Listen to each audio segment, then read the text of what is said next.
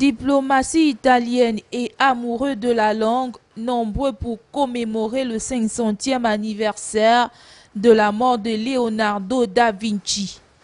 Célébration sur la base de la présentation de la biographie, mais aussi des œuvres de l'auteur en italien et dans une traduction française vivante de Sandra Vitale, consul d'Italie. De Leonardo, nous pouvons nous rappeler surtout de la curiosité de l'homme.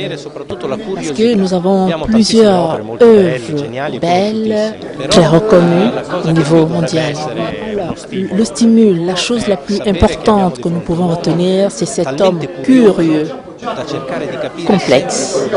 Cette capacité de ne pouvoir s'arrêter, même quelque chose d'impossible. Je pense que les œuvres étranges, mais il y a des œuvres très belles et pas très connues. Célébration devenue une tradition pour les Italiens et pour le monde, Leonardo da Vinci est plus qu'un artiste. C'est le précurseur de toute une époque.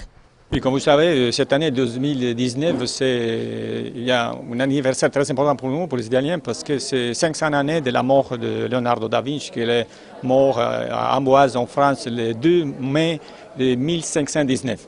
Donc c'est un anniversaire très important, une célébration.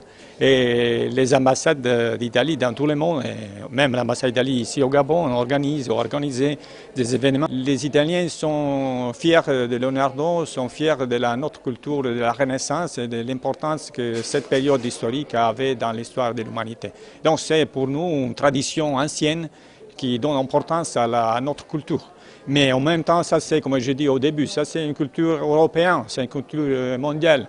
C'est la fin de l'âge médiéval et début de la Renaissance. L'Italie est le monde qui communie par le souvenir, le temps d'un instant avec le grand génie de la Renaissance. Pour tous, un artiste ne meurt pas.